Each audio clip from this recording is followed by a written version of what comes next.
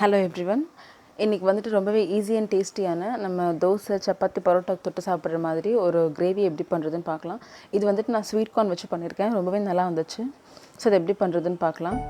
இது பண்ணுறதுக்கு ஃபஸ்ட்டு ஒரு மசாலா அரைச்சிக்கலாம். அதுக்கு ஒரு கடாயில் நான் 2 டீஸ்பூன் அளவுக்கு எண்ணெய் விட்டுருக்கேன். அதில் 5 வரமிளகாய் வந்துட்டு நல்லா வறுத்துக்கலாம். ஃபஸ்ட்டு நல்லா வறுப்பட்டதுக்கப்புறமா இதை வந்துட்டு ஒரு பிளேட்டில் மாற்றி வச்சுடுங்க. அதே பேன்லேயே நான் 1 டீஸ்பூன் அளவுக்கு மிளகு சேர்த்துக்கிறேன். 1/4 டீஸ்பூன் வெந்தயம் சேர்த்துக்கிறேன். 1/4 டீஸ்பூன் சீரகம் சேர்த்துக்கிறேன். 1/4 டீஸ்பூன் அளவுக்கு சோம்பு, 1 டேபிள் ஸ்பூன் அளவுக்கு இஞ்சி, ஒரு 6 பல் பூண்டு சேர்த்துக்கிறேன். சேர்த்துட்டு இது எல்லாத்தையும் ஒரு 1 நிமிஷம் மட்டும் நல்லா வதக்கிக்கலாம்.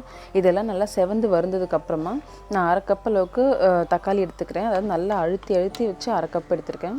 இந்த தக்காளி கொஞ்சம் சாஃப்டானதுக்கப்புறமா 1/4 கப் அளவுக்கு திருவின தேங்காய் சேர்த்து நல்லா ஃப்ரை பண்ணிக்கலாம். ஒரு 1 நிமிஷம் வதக்கினாலே போதும்.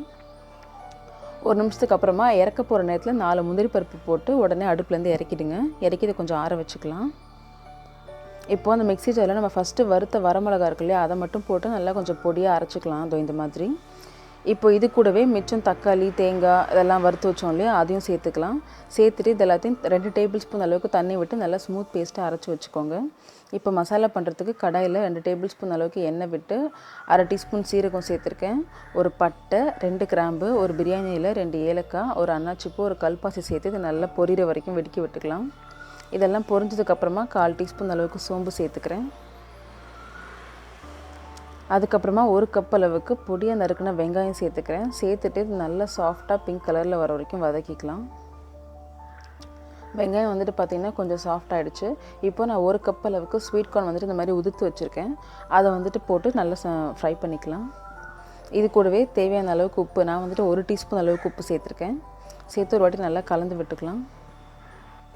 அது கூடவே 1/4 டீஸ்பூன் அளவுக்கு மஞ்சள் பொடி போட்டு நல்லா வதக்கிட்டு மூடி போட்டு ஒரு 5 நிமிஷம் குக் பண்ணிக்கலாம். இந்த மஞ்சத்தூள் உப்புலையே இந்த ஸ்வீட்கார்னு 5 நிமிஷத்துக்கு அப்புறம் பார்த்திங்கன்னா நல்லா சாஃப்டாகிடுச்சு ஸ்வீட்கார்ன், வெங்காயம் எல்லாமே. இப்போ வந்துட்டு நம்ம அரைச்சி வச்ச மிளகா, இந்த தேங்காய் பேஸ்ட் இருக்கு இல்லையா, அதை சேர்த்துக்கலாம்.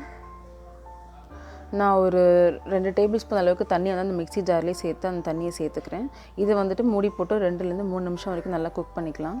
இப்போ பார்த்திங்கன்னா எண்ணெய் பிரிஞ்சு பச்சை வாசனை எல்லாம் போயிடுச்சு. இப்போ வந்துட்டு நான் ஒரு 2 கப் அளவுக்கு தண்ணி சேர்த்துக்கிறேன்.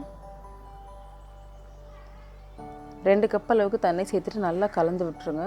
கலந்து போட்டு இதை வந்துட்டு நல்லா மூடி போட்டு ஒரு 10 நிமிஷத்துக்கு வந்து நல்லா குக் பண்ணிக்கலாம். அப்போ தான் வந்துட்டு பச்சை வாசனை போய் உங்களுக்கு கிரேவி நல்லா திக்காக வரும். ஸோ 10 நிமிஷத்துக்கு அப்புறம் பார்த்தீங்கன்னாக்கா ஸ்வீட்கார்ன் கிரேவி வந்து ரெடி ஆகிடுச்சு.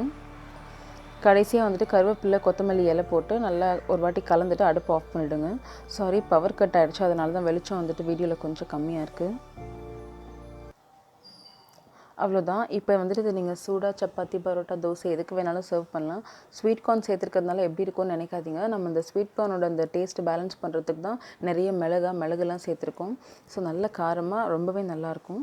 ரொம்பவே ஈஸியான ஒரு சைட் டிஷ் ரெசிபி. கண்டிப்பாக ட்ரை பண்ணி பாருங்கள். தேங்க்ஸ் ஃபார் வாட்சிங்.